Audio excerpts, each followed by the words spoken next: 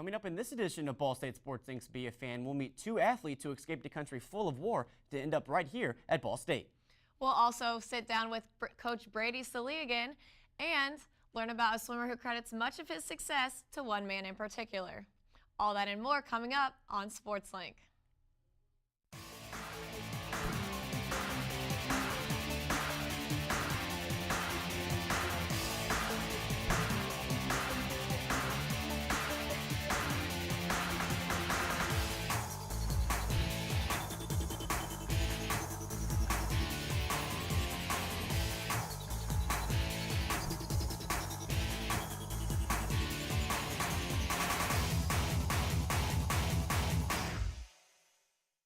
Ball State Sports Link's Be a Fan is brought to you by Muncie Nissan.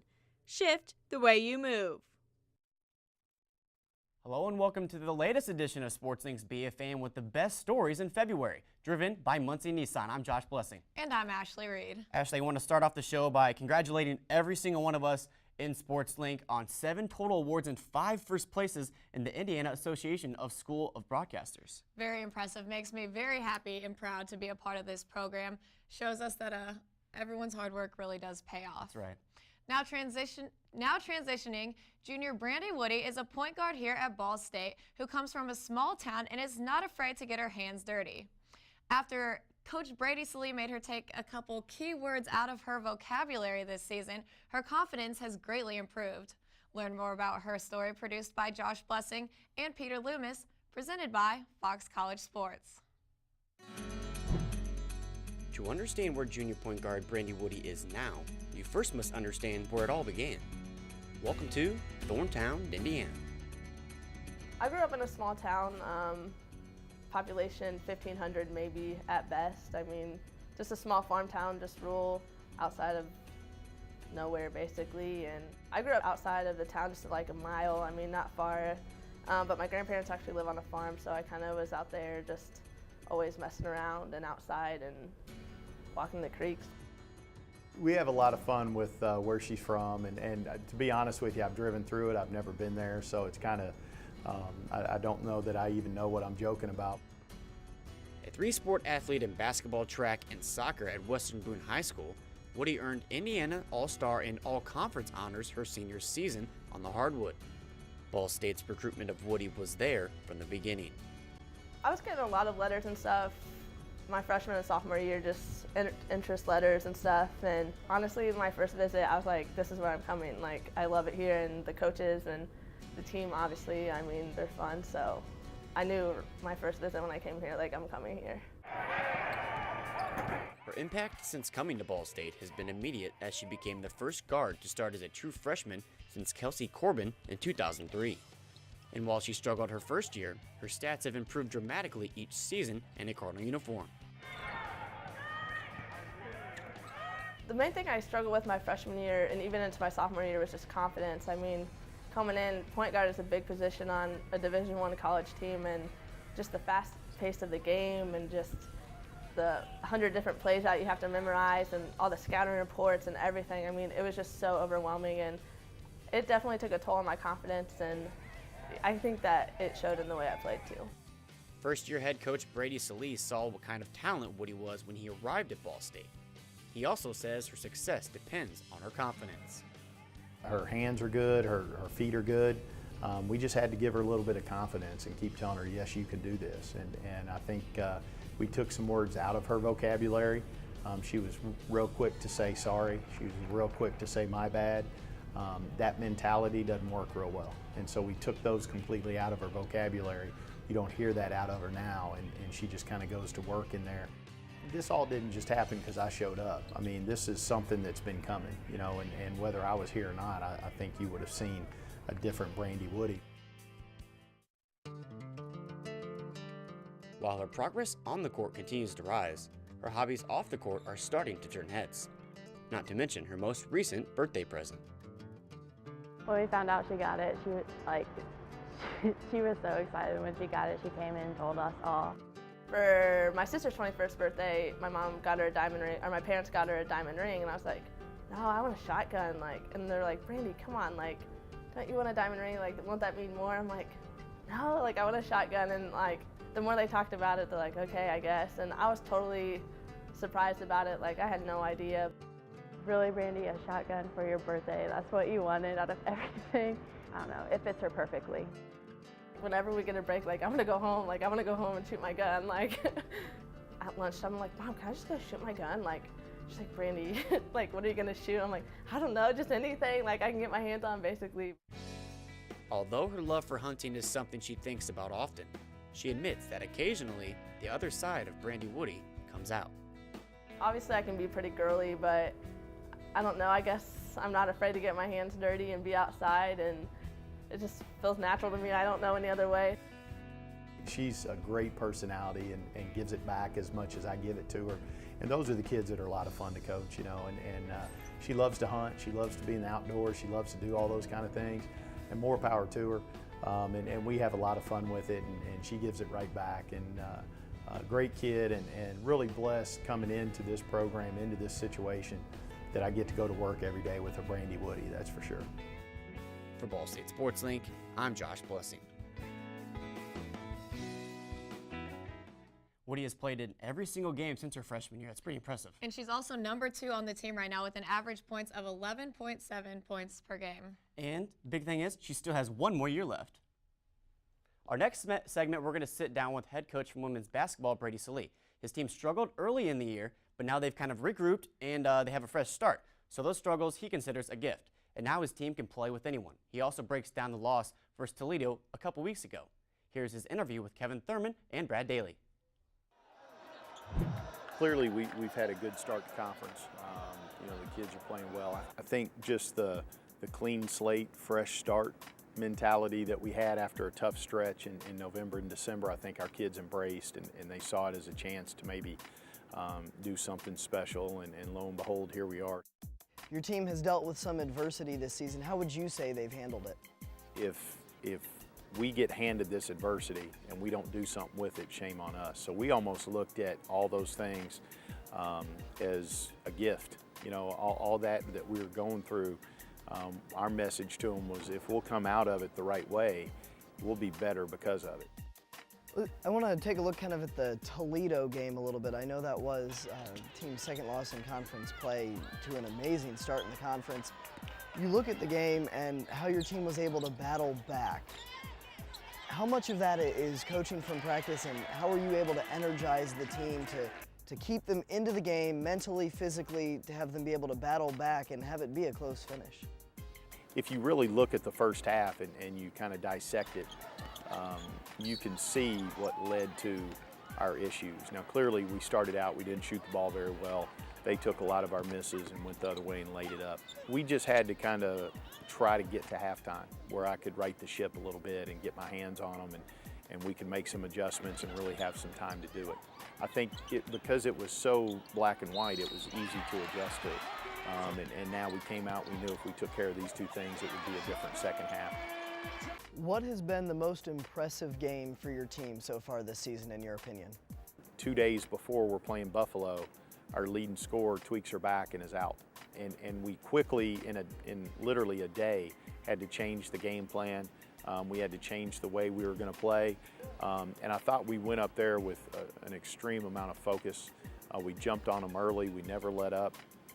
And I think played from start to finish one of our most complete basketball games without our leading scorer. I learned a lot about my team in that game, and I still look back to that, and I think that was one of our more impressive road wins. What are some of the adjustments you're making or things that you're stressing going into March? I think by this time, your team is what it is, but you've got to figure out how to best play that game of chess. And I think the other thing you got to be smart about is just being fresh. You can't practice them into the ground this time of year.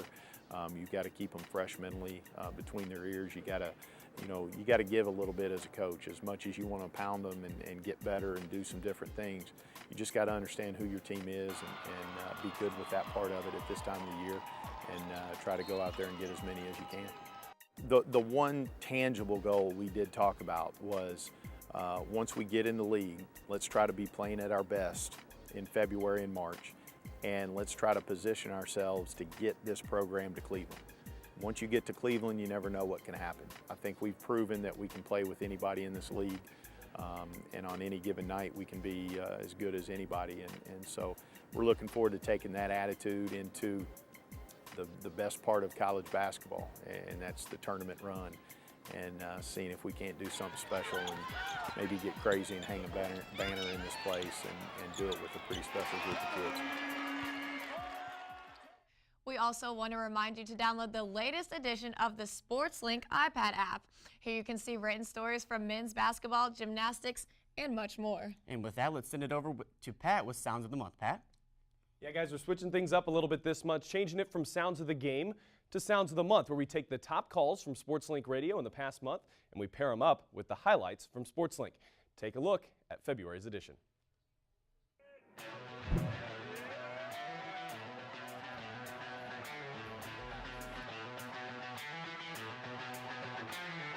Brogna has it near corner.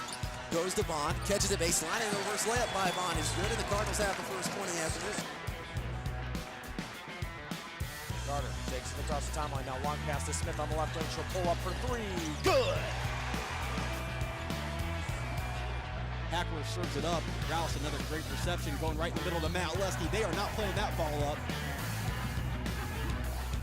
Gets it to Woody. Woody off the right wing. Now she'll drive. Puts it up with the left hand and good. Would have been fouled out. Cardinals have done everything they can, faced almost every kind of adversity. They battled their way back. Here's Fontaine off the left block. Lays it up and in. Here, from the get-go. Harrison has it. Almost has it. Tipped away, gathers it back in, then tries to drive in the lane, loses the handle this time. It's taken by Majok. Now to Posey. Posey, skip pass, escape the transition. He finishes and has a chance for a three-point play. With the dribble, left wing to Posey, skip pass to Brogna. He's open, his three's up, and that's good by Chase Brogna. As time expires at half number one, we're deadlocked to 24. And Ball State match point. And an ace to end it. Shane Whitmer ends it on an ace. So as close as this match was, as good as it was back and forth, Shane Whitmer ends it with one swing from the back line. Ball State goes on top of the Beaver rankings with their second win. Sees that one. They're going back to Lutz, who goes off the block, and it's on the Ohio State side. A point for the Cardinals.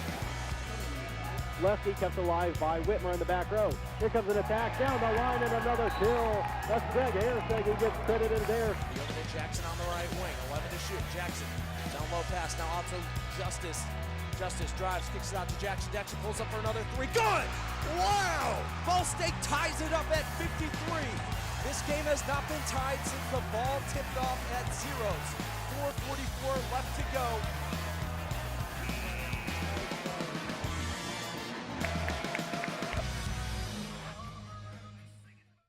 February was definitely a kind month to the Cardinals as we saw the men's volleyball team start out 7-0 and the women's basketball team near the top of the MAC.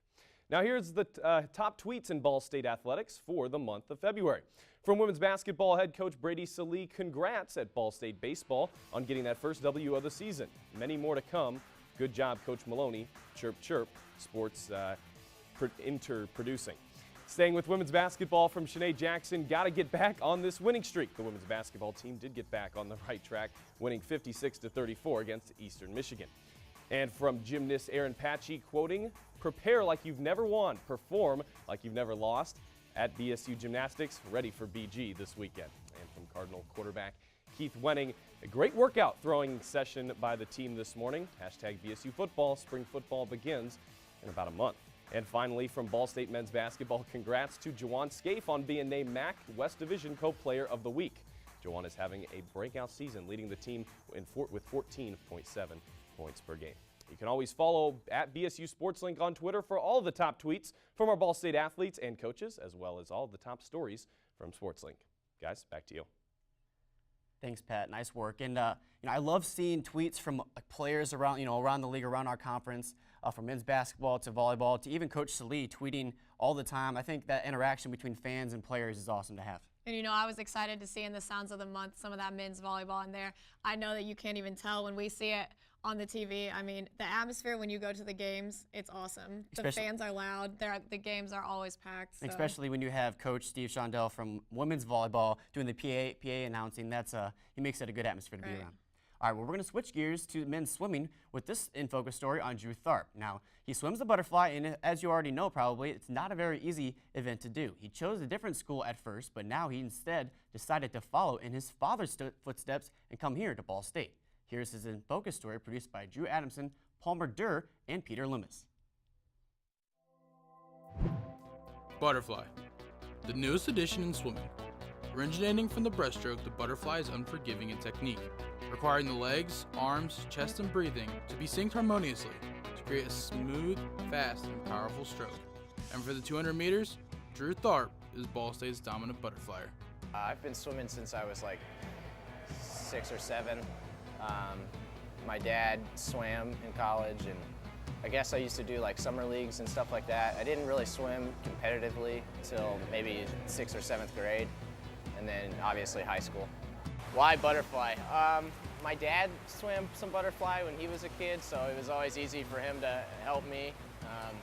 That's probably the stroke that he knew the best and was able to kind of pass that on to me. It's also, I just kind of always had a natural butterfly. I picked it up fast. I can't swim breaststroke to save my life, but I could always swim butterfly.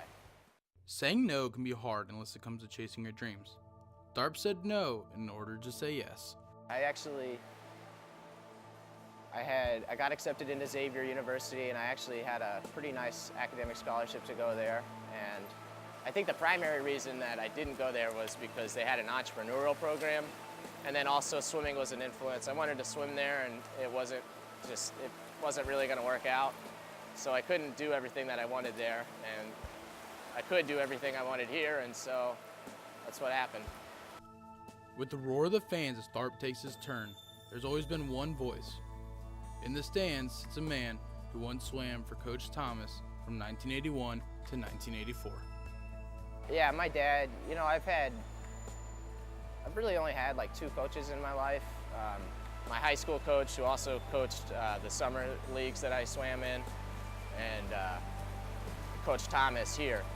And other than that, it's always been my dad, and he's kind of been a huge, he's been a huge influence on swimming, and it's been great. And he's always positive, always trying to help me, and he travels so much for my meets, and I'm really impressed that he doesn't. Sometimes I kind of feel guilty, but you know, he loves to do it, and he loves watching swimming, and it's great. Yeah, he's been a great role model and great support.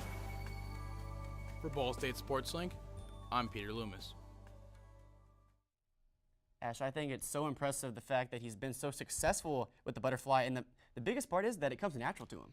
And he's also blessed that he has his dad there to always support him. I mean, he got to follow in his footsteps, and his dad not only comes to his home meets, but it sounds like it comes to pretty much all of his away meets as well, so that's awesome. Now, switching to basketball, freshman Thok was born in a country where working hard wasn't an option, it was survival. He escaped to the U.S. where he ended up here at Ball State with another teammate who comes not only from his same country, but from the same tribe. Here's their story produced by Palmer Durr, Chris Rankle, Chris Kaczynski, and Ben Johnston.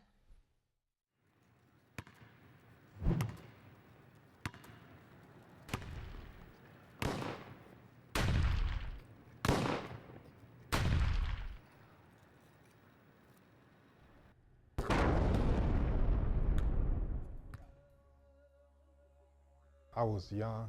I was turning 14.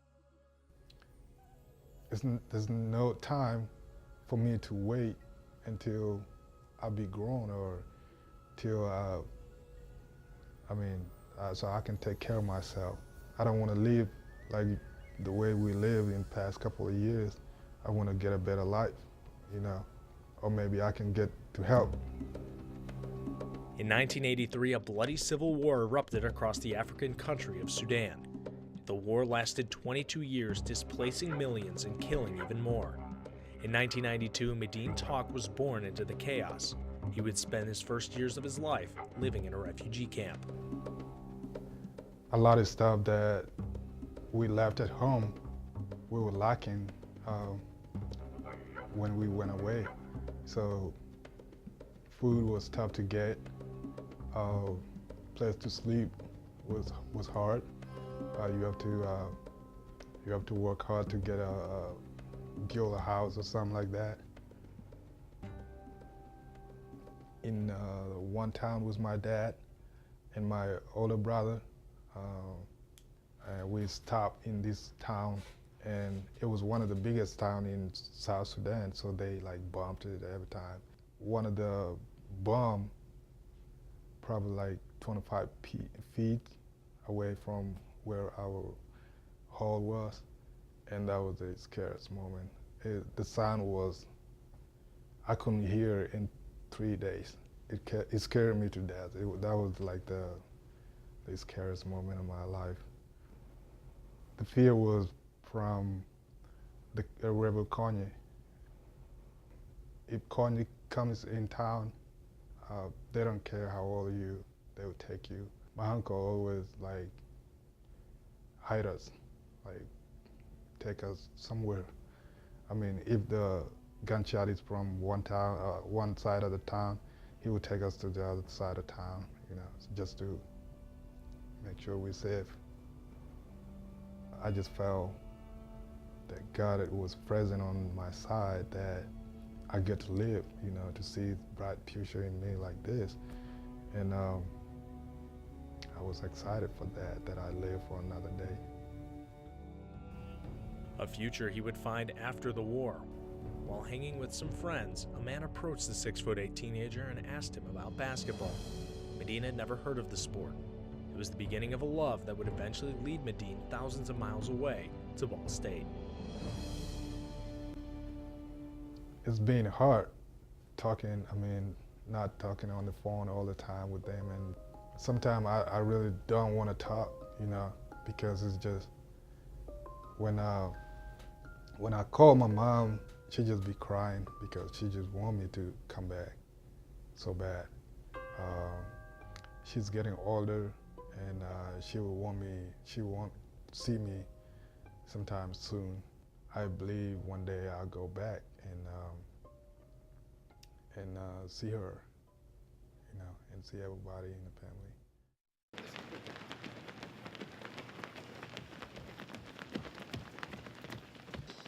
It has now been 5 years since Medina left his family to come to the United States. The pain of leaving his loved ones behind is sometimes unbearable, but at Ball State he does not bear this pain alone.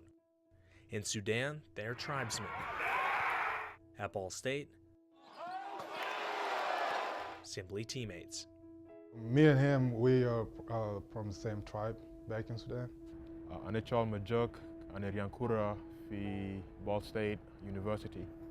We're really close, like especially we're able to speak the same language, being able to be from the same country, like seeing a familiar face. So it got us close together. So we're able to help each other out in anything. So it's been really close friends.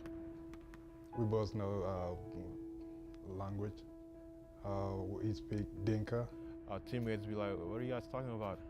And we're just making fun of them, so it's kind of funny. So it's kind of cool too. The only difference is like he grew up in South Sudan, and I didn't grow up there, but we're able to relate on all the stories that are being told and the stuff he's experienced. One of the things that I took from it was be thankful for the life that I got, because not everybody got the same chance that I had, and that was I felt bad for like all the people that stayed there during the war. They had a really tough time, but I was just thankful that my family was able to move out of there. It's just good that you have someone from same tribe or from your hometown that is on the same team, you know, because you don't feel alone with American around you, you know. It's not as bad because you feel like somebody from your family is here, you know, and we just look at each other as family. Two teammates bound by blood.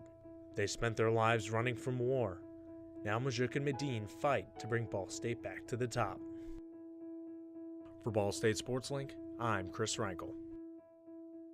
That's all the time we have for the February edition of Sports Link's Be a Fan. If you want to keep up with everything Ball State athletics, like us on Facebook, just search Ball State Sports Link. And don't forget to follow us on Twitter at BSU Sports Link. And don't forget about our brand new iPad app. Be sure to download that. Be sure to check us out online at ballstatesports.com/sportslink for more stories about our athletes here at Ball State.